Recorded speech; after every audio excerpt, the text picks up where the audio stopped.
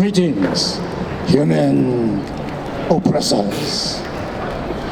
I am Top Beetle, Ringo Wings Brown Poop, with the Coconut Rhinoceros Beetle chapter of the Council for Colonizing Hawaii.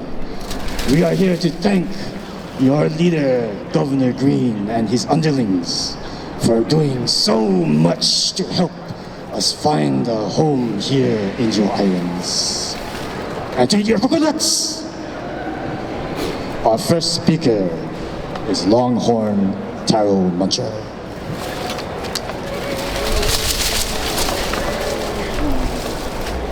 Governor Green, we thank you for all you have done to help welcome our beetle community to your islands.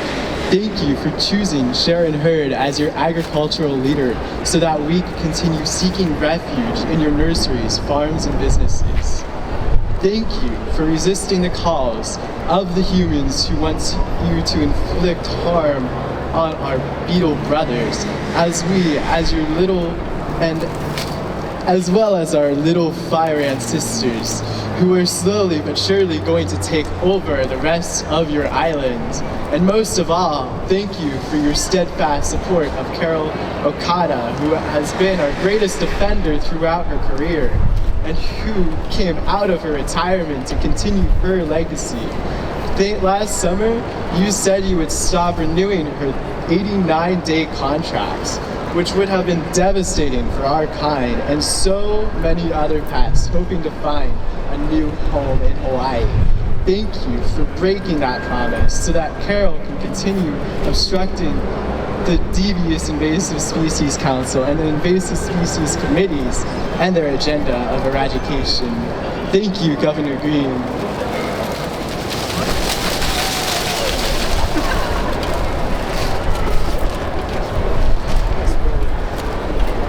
Next, we have Seven Legs Banana Eater.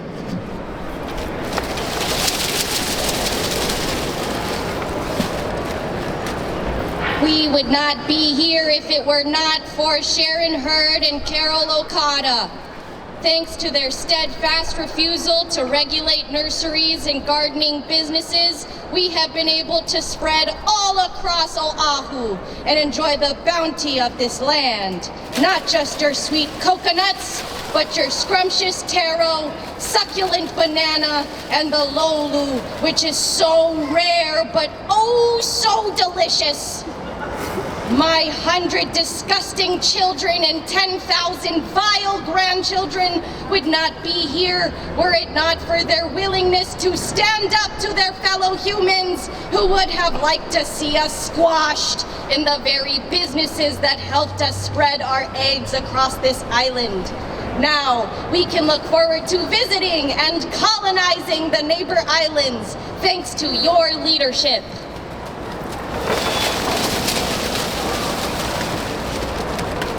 Finally, we have Holla Killer 2000.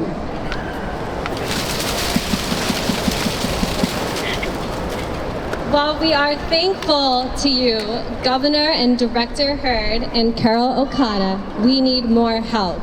The Hawaii Invasive Species Council and their Invasive Species Committees have been organizing bloodthirsty mobs of humans to attack us at every turn. Look what the humans have been doing to us.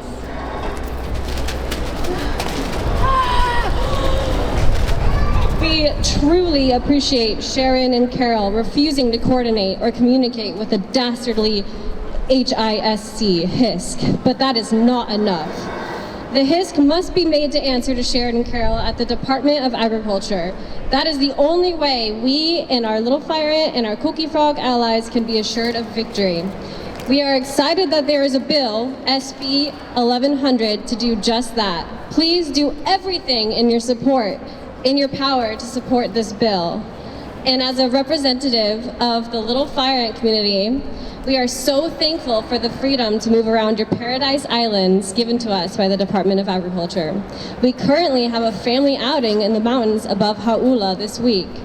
With our sincere gratitude, we offer these plants for you to take home. Please don't test them until you plant them in the Aina.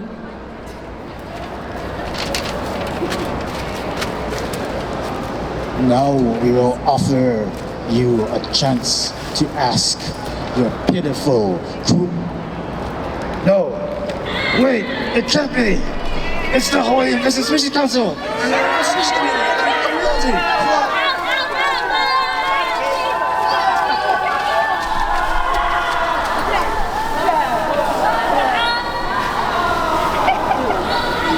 Aloha, everyone.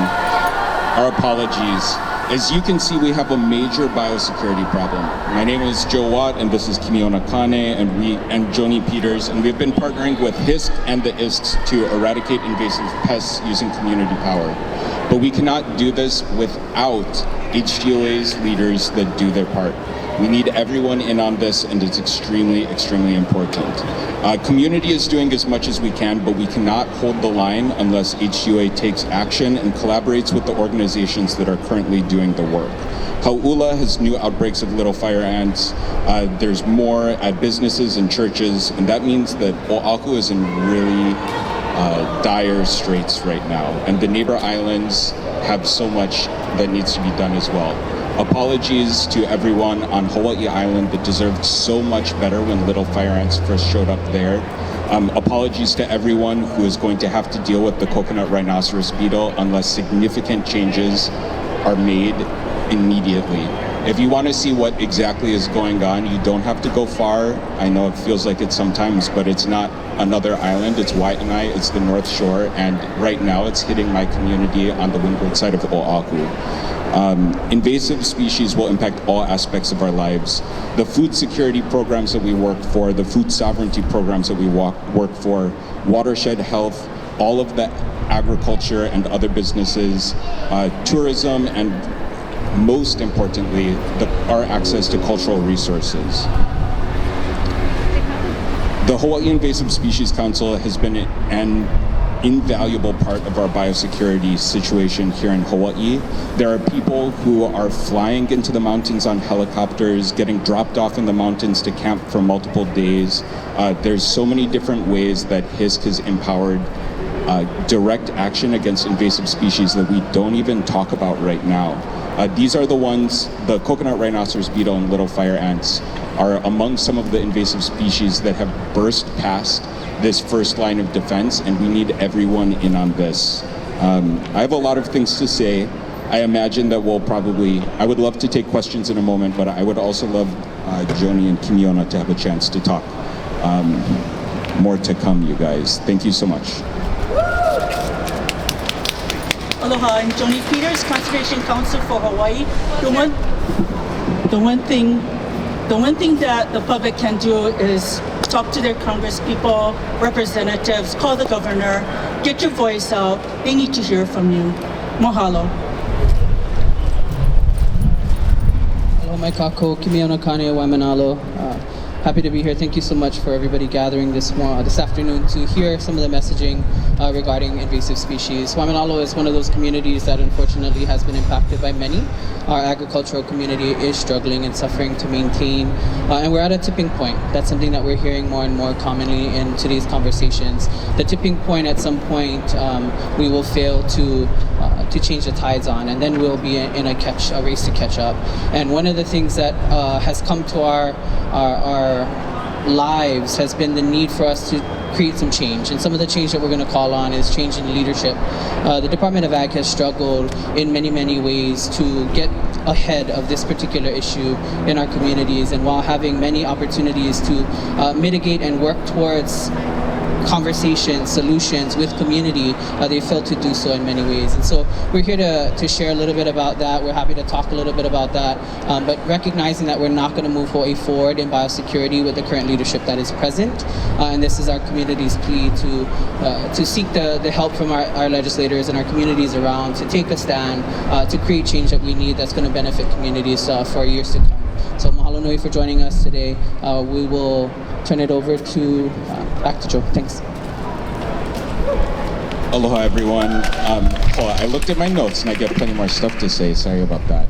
One thing that I wanted to mention is that there is a bill that's currently up that I think is really important for all of us to pay attention to. There's the Senate Bill 1100.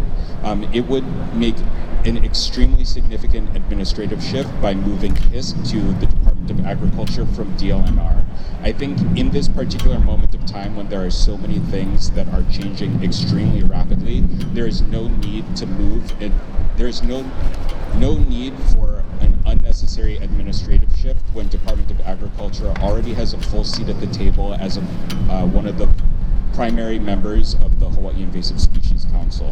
I also wanted to say that as the state is looking for ways to impact this, it's really important to look at the track record of the organizations that have been doing this work on the ground. There are so many people that have invested time and lives into conservation, and I think that if we want to make an impact, we should make sure that the places that we're spending millions and millions of our state funds should not have 40-page documents talking about how poorly they've done in the past.